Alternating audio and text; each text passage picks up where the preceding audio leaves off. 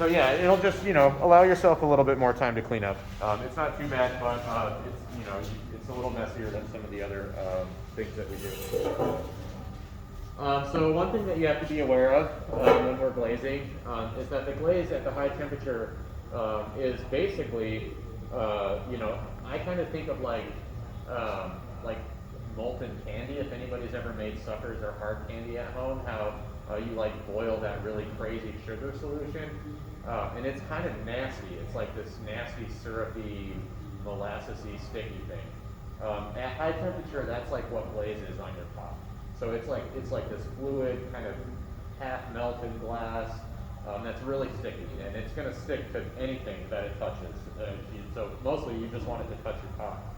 But if you had glaze on the bottom of the foot or something like that, and then you have it on the kiln shelf, it will fuse to the kiln shelf. So you want to make sure that you don't have any glaze on the foot of the pot, and maybe about 1/8 to 1/4 of an inch up the side of the wall of the pot, to kind of allow the glaze to drip and run a little bit without sticking. And you can do that, like if you're brushing, you just don't brush any glaze on that spot. If you're pouring the glaze, you can kind of pour around it. If you're dipping, it can be really difficult to not get glaze on the foot. So we have this wax resist that you can brush on places that you don't want to be glazed, and then the glaze won't stick to it. So that works really well. I actually recommend doing the wax resist regardless of what kind of method you prefer to glaze. So I'm going to do it for everything, but you don't have to. You don't have to do it for anything. The main thing is that there's no glaze on the bottom of your piece. So however you get there is no big deal. You can, if you get a bunch of glaze all over this, it washes off very easily, especially if you let it dry a little bit. Sometimes when it dries, you can just and it comes right off. So if you accidentally glaze it, it's not a big deal. And then if there's this little shelf over here where you might see some kind of we call them rejected pots. Usually that's because there is glaze on the bottom, and we put them here so because you can still clean them and we can put them back in the kiln. But if they go into kiln, your pot's probably going to break when it gets unstuck. It'll probably break as it gets unstuck from the kiln. Some stuff like this can happen. So it also can break a kiln shelf. So it's like lose-lose. So we just don't put them in. So it's not anything personal if you come in here and your work's not fire. That's just because we don't want to ruin anything. And usually, I'll try and catch people if I see it happening, but I don't always see it happening. So I'll start with the wax resist because that's usually the best way to prevent it. And yeah, I usually like to get a little cup. I mean, this stuff it's water-based wax, so it's a little weird. It's very hard to clean up. So I try to take as little out of that bottle at a time as I can. If you don't contaminate what you're using, you can put it back in here. If you get glaze or clay or anything in there, you don't want to mix it back into here. But if it's relatively clean, you can just put it back in the container. It should be about the thickness that I'm pouring it out here. It's like milk maybe, or again, kind of like latex paint, thin latex paint. Sometimes you'll come in and it'll be really gloopy, like really, really thick. And you can just add water to it. It shouldn't be thick like that. It shouldn't be hard to brush. So if you encounter that where you feel like you're fighting this, it might just need a little bit of water. And then you also have to be really conscious of kind of what you're doing with the wax, because if I accidentally get wax anywhere else on this piece, I'm not going to be able to glaze that spot.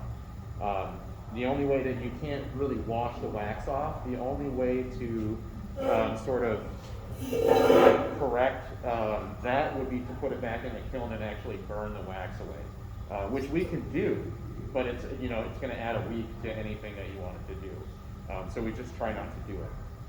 If you can clean everything If you can keep it clean so you don't have to do that, that's the best. But it's inevitable it'll happen. It happens to me sometimes too, where I'll, be going to do this brush on here and a big old drip will just run down the side. It's not, all is not lost if that happens. So I always kind of a game to not mess this up. And then you kind of have to decide too, like with these T-bowls, I have a tendency to leave a little bit more clay than is necessary, because part of what makes a T-bowl is showing some of that raw clay at the bottom. So I will expose more than you need to. Say I weren't going to do that, I might just I might just do the foot like that and then be done.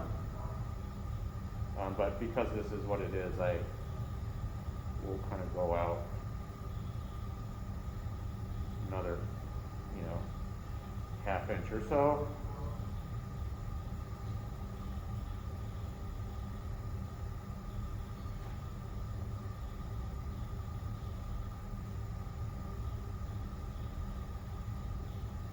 Something like that. And then I have just a little bit more clay showing. You can always, you can always show more clay. I guess that's okay. What you can't, if you're really cutting it down to the wire, and I'll do this one next as an example because it's just a flat bottom, just a little flat bottom pinch pot. This is the stuff that you have to maybe be a little bit more conscious of, because it's kind of sitting right on the bottom and it's close and it's at an angle that when stuff is running down the side of this, it's gonna want to run right into the table just from the shape of it. So we'll start, kind of just doing the bottom, and I always kind of I almost never go straight from dipping to the pot or to the piece of pottery, not whatever. Just because I've had so many times I've had that drip, just totally trash a piece. Here, and actually in this sort of studio, it's not that bad because it's like, all right, well, I'll just put it back in the kiln, I'll come back in a week, and it'll be fine, I won't do it again. But in your own studio, there's you almost aren't ever going to just have an extra misfiring to toss work into to burn wax off of one piece. It's totally not worth the money. So unless it were something really valuable, you're going to probably just throw it away. Or maybe you try and glaze it weird, to save it, but you almost certainly aren't going to fire it again. So it only takes a couple of times of doing that, and then you try to really, really avoid it because it's a major headache. But the wax is the time that you take with it now will just kind of save you time and headaches in the long run. Less cleanup, before you put it in the kiln. Less cleanup as it comes out of the kiln, and it'll give me a really nice clean break in the glaze. So this is what it looks like on this piece. See how I came up, it's not just the bottom I did the bottom plus some, and that'll give the glaze room to kind of break and not stick to the shelf.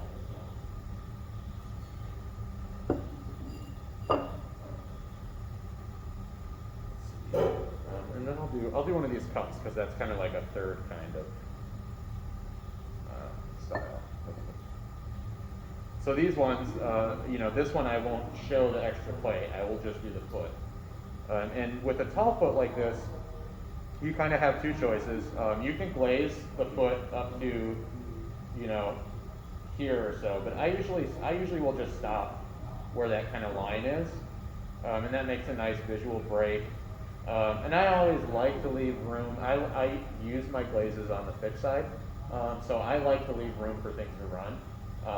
Some people put really thin coats on, and that's all kind of personal preference. I like them looking like the melty glass things that they are. So I like to have that fluid motion in the glaze. You just have to plan for it because, you know, if you don't, it just makes a mess. So I just, you know, do like this. This will leave me plenty of room still for it to break. We call that break before running down the side of the piece.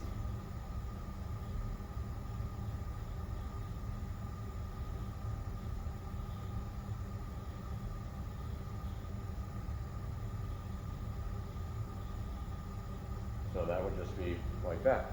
And you can basically, like, while this is still wet, you could dunk it right into the bucket of glaze. It's not going to ruin anything. You know, it's not going to mix with the glaze really, and it just is like, I usually wait for it to dry just because it's like a little less gross and a little easier to work on. So that's why I kind of do a couple at a time, because it might take 5-10 minutes for it to dry. So if you do a few, move through them, you know, then by the time I'm done, the first one's ready to start glazing. If you don't wash your brushes right away with that wax on there, they will just gum up and you won't be able to use them again. But hot water will rinse everything out of it really easily. So just, you know, even if I'm not done waxing, I periodically will rinse it off just to keep it from gumming up. And then if I have to come back to it, it's whatever. But you know, really just trying to make sure you're thoroughly cleaning the brushes that you use for wax. A lot of times you'll see if it's a studio brush, it's always good if you have your own little scrap brush for it. If it's a studio brush that you're using, most of the time you'll be able to tell that it's a brush that's been used for wax, so go for one of those first before just getting into, you know, a little scrap brush that somebody's left. Don't use the bamboo brushes. They're terrible with wax. They just don't work very well. These are really great for glazing, and I'll talk about that as we move forward, but they're really terrible for wax. So just like these little kind of acrylic paint brushes work good for the wax. And then so once you have your waxing done, you kind of make a couple of decisions about what glazes you're going to use. And we've got a glaze palette there, and we've got some glaze palettes up here. There's a square breakdown of like what glazes are what too. So we'll find everything, and I'll have it, you know, outward where everyone can see it. But there's the buckets, and there's these here. And there's numbers on the tiles that correlate with the numbers on the buckets. And then some of them will have the names of the glazes as well. I usually do the names, but it's kind of the same. So I've got like my favorite, this is white, this is Maiolica, and then this is a matte black, so I've got these are kind of my two favorites here.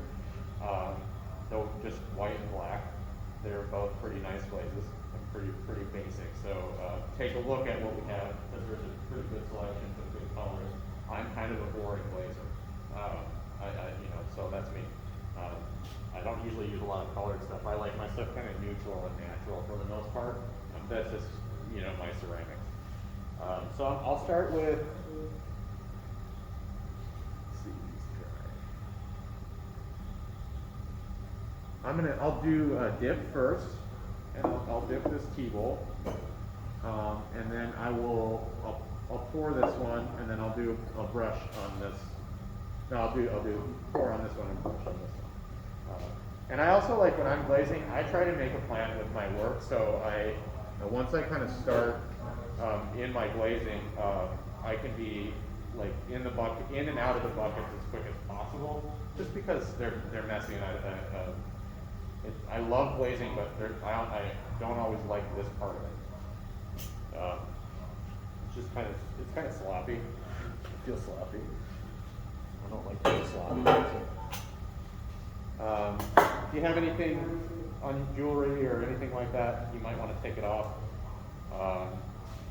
If you have really sensitive skin, sometimes this stuff will really dry your hands out. There's a lot of kind of harsh salts in there. So if you are already having dry skin, you know, maybe wear gloves or you know, get a really good lotion. I like this Burt's Bees stuff. I actually put it on before I glaze, and then that kind of like it's like a barrier cream a little bit, and that will help. If you have cuts or something on your hands, you know, paper cuts or hangnails or whatever, sometimes it will be uncomfortable if you get a bunch of glaze in there. So just be mindful of it. Most of the time, you don't end up with your hand in the bucket of glaze, but every now and then it happens. Mixing sticks, the first thing you want to do is mix the glaze up really well every time you glaze. And sometimes in between, like if it sits here for 5 minutes or so, you might want to remix it up as it's sitting.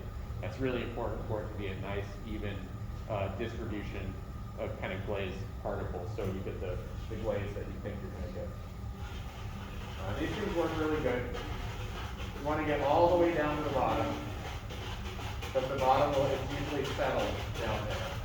And if you kind of can see this, it's going to turn from like it was like really watery, and it'll thicken up a little bit. Not a lot, but it'll be a little bit less watery as I get that material out of the bottom.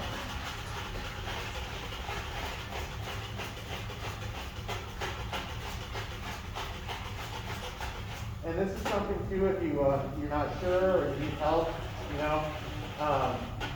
that's what we're here for when we're here. So, take advantage of it. So she looks kind of like, I can't really show this on the camera, but in person you can kind of see it. I'll pour it maybe. Like milk? Yeah, it kind of looks like milk or like thin latex paint maybe. Buttermilk is actually, if you know buttermilk. Yeah. Yeah.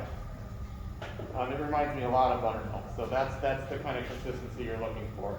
If it's much thicker than that, you can grab myself. I would say don't add water to it yourself, because you can definitely add too much water to it, and it's easier to thin it out than it is to thicken it back up.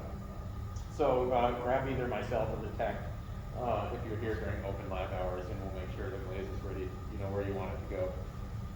Thick glazes will run all over everywhere. Thin glazes are really ugly. So it's kind of a balance of hitting that like medium point of the right sweet spot. And usually you want to aim for about like index card thickness of glaze on the surface of your pots. So like index card or like fingernail thickness. A visible buildup of material on there, but not like a chunky buildup.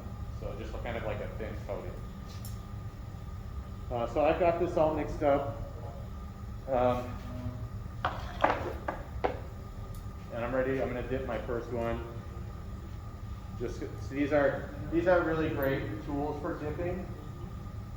With a foot like this, I wouldn't necessarily need to use these. I'm going to use them so I can demonstrate it for you guys. But I could just hold that and dunk it right in there. I try not to grab the wax though, just as a mindset, because if I grab this wax here, and then I go and grab this pot here, I've sometimes transferred that wax just a little bit with my fingertips, and it'll be enough to mess up the glaze just a little. So if you're really fussy, like sometimes I am really fussy, I try not to touch that wax just because it creates more problems down the road. Unless I'm only going to touch wax, then if it's like 1 foot after another, that's okay. But when I go back and forth, I try to be a little bit more careful. So these like little pinchers will help me not grab onto that foot. And you kind of just do this, and you gently squeeze. You don't want to like squeeze, or you'll actually end up breaking your piece. But you gently kind of apply pressure, and you get a nice good grip on it as I drop into the bucket. Do as I say, not as I do. So you'll find that side feels better. Sometimes it's a little weird. And then I'm gonna dip this in here. I'm gonna hold it for about a count of 3, like 1, 2, 3, not super long, but you wanna hold it in there for a minute to give the clay a chance to absorb glaze. And then you're gonna pull it out and kind of let all that excess stuff drip off, and then set it back down on its foot. And hopefully without drying. So I'm going to do that. But you kind of got to go in at an angle. If you go in straight down like this, you get a big air bubble in there. And then these little spots on here, if I pull this off, if I like set it down and pull the clamps off, while the piece is still semi-wet, the little scars will just peel over. If I wait a little too long and it's a little dry, I can just take that bamboo brush and just like touch up with two little pinpricks that it leaves behind. So it's really discreet as far as that goes. It's really good to, sometimes, if I'm grabbing it with my hands, those finger marks are really hard to clean up, but this is really easy to clean up.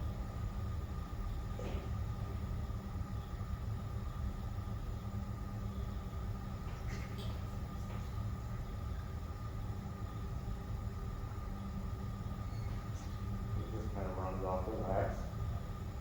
And now I'm going to set it down to let it dry. Now there's still glaze on that foot. So you still have to clean that glaze off of the wax. The big advantage of the wax is that what's there, first of all, it's hardly any, just a couple little droplets. So there's not very much there. And what is there is going to wipe away really super easy with a wet sponge. So it's going to take just a second of cleanup instead of a bunch of cleanup after the fact. So that's dipping. And then pouring is usually, I'll have to do the foot on this one. Pouring is usually my go-to. I like dipping a lot, but dipping takes a lot of glaze. You have to have a bucket that you can dip into. So if you're in your home studio, sometimes this bucket of glaze, it might be really expensive depending on what glaze it is. So it might be easier to mix up, a small container of glaze. And with a small container of glaze, obviously you're not going to be able to dip it, but if you're creative, you can pour it. You can definitely brush it, but you can pour it too. So what I would do is like put all my glaze into one container and then have an empty container. And I would do something like, pour the inside. I would do the inside first. And then you kind of like dump it out. A little spin motion if you're fancy with it, and that'll kind of coat your rim. And then I'll do the outside. Just kind of pouring my glaze back into the same container.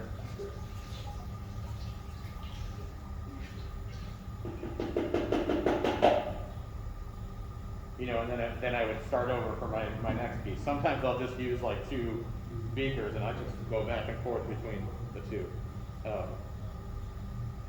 So if you get a little creative with it, you can, I think that for me that's the easiest if I can do it. It's hard to pour pieces if you don't have a good handle. It's difficult to maneuver these to pour, and if you don't have it's just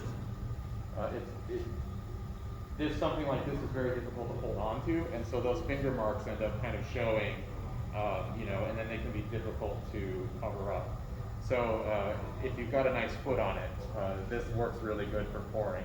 And when you get farther on in ceramics, you think about that sort of thing as you're making the pieces. You think about the glazing. So I know that when I get to the point where I'm going to be glazing, I know how I'm most likely going to be doing it, and so I set my pieces up for success at that stage.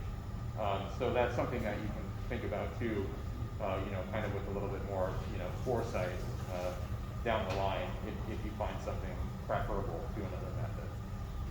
And I'll brush this one. Brushing is my least favorite, but it's very straightforward. I'm going to grab a banding wheel really quick.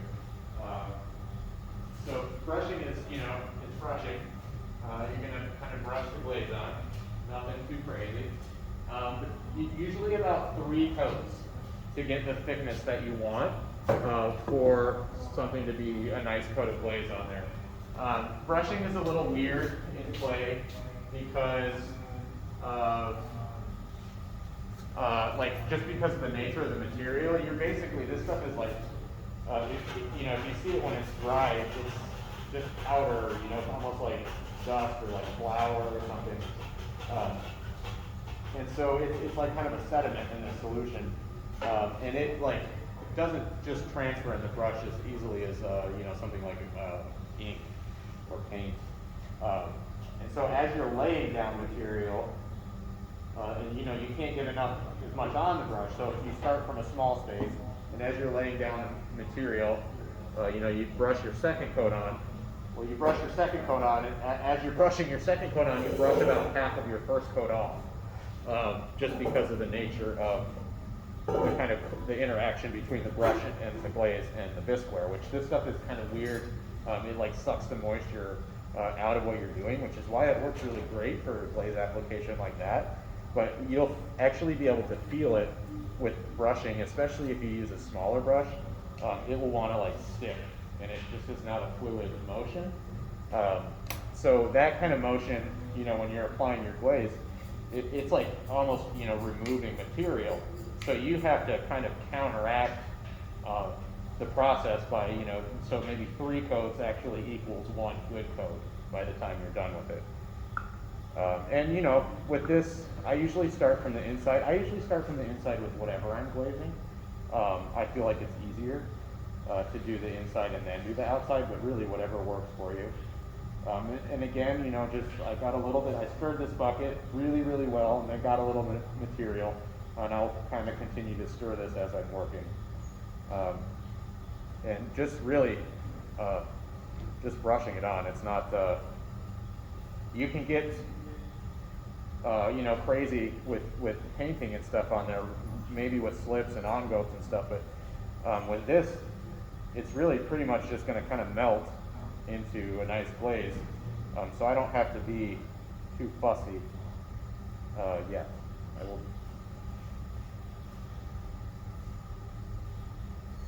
And now you have to decide, do I try and do it all at once? Do 3 on the inside and then 3 on the outside. You don't want it to dry all the way, you want it to dry like halfway. If you let it dry all the way, it'll just take more material away. It's kind of a weird balance between like too dry and too wet. So I can really say like, I don't, unless you're trying to do something like, you know, maybe you want to put the green glaze on just like one spot of the pot, or like you're just going to do like, like a little turtle pinch pot, and you want just the head of the turtle to be green, but you want the rest to be a different color. Maybe you brush it in a situation like that. But generally speaking, I think that the other 2 methods are going to get you better results. So this might seem like it's a little easier, and it is maybe a little easier, but it's also not as nice. And some glazes don't brush very well, just maybe because of what's in the glaze chemistry. So that sometimes is something you kind of fight. Sometimes those brush marks will show in the final firing too, like if it's like a matte glaze, like if I were to do it with this black glaze here, which is like really chunky, like not the liquid, the glaze is like really opaque and really a really heavy matte glaze. That you might see the brush marks, like it might be stiff enough that you see the brush marks from your brushing, and that may, you know, most people would say that that's kind of would consider it unsightly. But if you were working with it, that's a whole other thing. But generally speaking, you don't want to see brush marks in your glaze. So you gotta, you know, some glazes just don't take to being brushed on. I mean, the other way to kind of, it's almost counterintuitive, but the way to counteract that is to make sure that there's enough glaze on there that they melt out. So it's almost the opposite, where you're like, well, if I have these really heavy brush lines in there, you know, then they're going to show because, you know, all that material is dimensional. It's almost the opposite. If you give it enough to work with, it'll usually melt and smooth out, but it has to have enough to do that. And that's where that kind of index card thickness is nice. And you'll be able to see it. Like, I'm actually watching it happen right now on the side of this. So if you guys, when I'm done, want to kind of just peek at what that thickness looks like, just so you got an idea what to shoot for. It's definitely harder to do with brushing. I can attest to that right now. So even though brushing is like easier, it's harder to make it like really quite And then, just like everything else, we don't want to cross-contaminate the chemistries of this stuff. It's okay if it happens on the pot. You can dip and layer materials. Generally speaking, you don't want more than about like 3 layers of glaze is a lot. It's going to just start to really be runny. If you're doing 3, you got to really be careful. But 2 layers of glaze is very normal. A lot of glazes do really neat things together. This black glaze, I use the black glaze on the bottom, and then I'll put the white glaze over the top, and you get these really nice, I might put like stripes of the white down, and it's very dramatic, and it gets kind of, some of the black kind of like bubbles through it. And so some of the glazes look really nice when they're layered together. You just have to always be thinking of the thickness, because that's sort of like your number one, problem with glazing, especially when you're getting started out of the gate, is just figuring out the balance with, thick and thin, because you can definitely have it go either way really easily. And so when this sets up a little bit, I'll do some of the glaze. I'll do some layering. When you're brushing, you usually want things to kind of, like when I'm brushing 1 coat, 2 coat, 3 coat, you want to kind of do that like where it's like half dry, not dry all the way. But if I'm going to switch and I'm going to do like another glaze, you want to let it dry all the way out. And for 2 reasons. One of them is just going to be, if you let it dry all the way out, like right now, this clay can only soak up so much water at a time. And it's already soaked up a lot because we just put a bunch of glaze on it. So I need to, if I want more glaze to stick to it, I need to let that water kind of go away for a little while. So this will absorb more moisture from more glaze. So you just let it sit for a little while. And one of the things that you can kind of use to gauge is they feel a little on the cool side when they're wet. So sometimes temperature helps. This guy's starting to already feel better. So you want them to be really dry when you add like a second or third glaze. So I usually will I'll do all of my first coat, even if it's different glazes. I'll do everything once, and then I'll go and do everything a second time if I'm going to do it. It will just behave better if you let it dry thoroughly. Especially like if I'm going to do stripes on one of these bowls, and the first glaze is still wet, there'll be muddy lines instead of like nice crisp delineations between the 2 glazes. So timing with all of this in ceramics is it's like everything, and it just takes a little bit of practice. Does anybody have any questions? I know I kind of just covered a lot of ground. Yeah, I do have a question. Sure. Okay, so I can't remember what it's called. It's the glaze before you put it on before it dries. The underglaze or the envelope, we call it. Yeah. Okay, that's what I was trying to think of. How does that affect? Does that come through when you? It depends. I don't know where our glaze. It was sitting here, and we just I'm sure it's around the studio somewhere. But it changes depending on the glaze that's over the top of it. Okay. So generally. It doesn't cover it up completely. So No, sometimes it does. Like this glaze will cover up almost everything. Okay. Because it is like super opaque black. Yeah. But there are clear glazes that will show everything. And generally, we kind of think of glazes in ceramics as either being, even if they have colorants in them, they're either opaque or transparent. And that just depends on kind of the crystal structure inside the glaze, how much light it lets through. And transparent glazes, you'll be able to see, even if it's like, we have like a Temaku, which is like kind of a dark brown, honey-ish color. And it's still fairly dark, but you would be able to see most of those envelopes through. Now green might not be green. It's going to be green through like a lens of ambery brown, but there will be some delineation between where that envelope was and where it's not. And the tiles show that fairly well. I think even those ones have black envelope. Black envelope on one side, white envelope on the other on one side, and then raw clay. So you can kind of see at least how the black and the white will fire.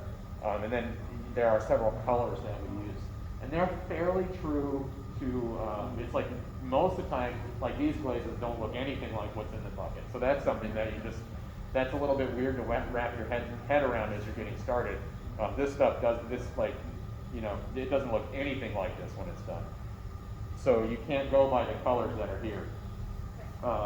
It's the colors that are on the tiles, and trust the tiles. Trust things to melt out. But the envelopes are true to the colors that are in those little slip containers. The red stays that red, the green stays that green, the blue is that blue. That's like the only time. Every other time it's not like that. Stuff is unpredictable. But the envelopes are pretty predictable. And so yeah, you can paint like, and it's, the colors aren't complex, like it's a relatively maybe 8 color palette, kind of straightforward color palette, but you can do, you know, little scenescapes or little detail work with that, and then you put the clear glaze over the top of it, and that ends up, you know, being kind of the substitute for being able to paint everything with glaze. You paint everything with, you know, something a little stiffer, and then put the clear glaze over the top of it. And that's how we do that. That's a really great thing to do with the tiles. And then going forward, you know, with they're just on my other desk, right over there. So anytime you're curious. So the other box, I know the one box is black, says Congo on it. Yep, the colors are the same, yeah. Yeah, the black one we just use more, yeah, Okay. but they're the same, the colors are the same. Okay. Yeah, so what? The cart back here has Ongar. Yeah, they're usually, yeah, they'll usually be on that desk too. It's like literally the same recipe in all of those cups with a different colorant in each one of them. So they work well together. You can kind of like mix and match. They're designed to do that. And you can even take, like, if you want this to be, you know, like this clay is different than what you guys are using a little bit. It's like a red brown. But say I wanted it to be lighter, you can take the white envelope and paint all over this, and then glaze it. And it'll make the glaze like more like it was over porcelain. Not quite as nice as porcelain. It's like poor man's porcelain. But you know, it'll give the glaze more brightness than sometimes the dark clay body. And so much of that is just what you like the look of. So in that regard, you just kind of have to trial and error things. I always encourage people to take pretty thorough notes when you're getting started glazing. So if you put something on a piece, or you put 2 or 3 glazes on a piece, and it comes out of the kiln, and you're like, oh, you know, that's amazing. How did I do that?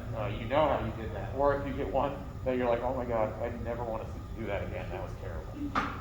You know, so you can, you know, kind of track your results a little bit, because you can't tell from the way this stuff really looks. You know, even if I were to like take pictures of this stuff, so many of these glazes like look exactly the same in the buckets, that it's not, you know, I can try and remember, and I'll tell myself that I'm going to remember. It's almost inevitable that I won't though. So it's just if you're feeling it, you know, and you're curious about like how it's going to go, write it down, even if it's just a little, you know, little quick jot down of, you know, doesn't have to be intricate, but any sort of notation, especially, you know, when we problem solve after the fact. Because sometimes things will come out of the kiln and you're going to be like, dude, what happened to this? If I have information, you know, about like, you know, what you put together, I can sometimes problem solve what potentially went wrong with the piece a little bit more than if I'm shooting in the dark. And so it's beneficial for both of us, especially as you're getting started. One more question. Sure. Anybody else have anything they go first? Okay, one more. On tiles, do we need to put wax on the side of them? Let me see if there's some over here. These are just leftovers from last semester. Maybe not the best examples of tiles, but Are they going to be brushed on there? no. See where the wax, that's full wax on it. Oh, okay, so you put the wax on. Yeah, or this one was wax, this one was all the way up there. You know, so you can kind of do either. I would say consider, yeah, I would consider how you think of your tiles. If you think of them being displayed at some point, consider that.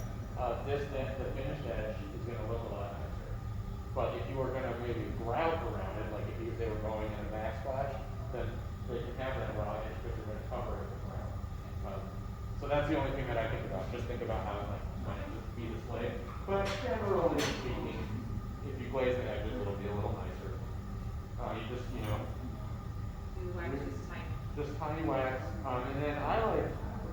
you know, maybe I try not to put as much on the outside as I do the top. I'm pretty sure I did brush my tile. I think I brushed some, and then I did some, depending on just kind of, the ones that were like flat though, that like this, I think I did brush these ones, just, even though I waxed, I still brushed because I only did like one coat on the sides and then like 2 or 3 on the top. So you can do things like that to kind of control, the running or potential running a little bit, but still get some, you know, action going on. Thank you. Yeah. Well, does anybody have any questions not related to glazing with what they're working on? Pinch pots, foil pots, any problems, troubleshooting, things you want to go over, or things you want to look at, want me to look at? I noticed something about the critique. You said something good happened today. Is that? Hang on, let me go over to my computer screen.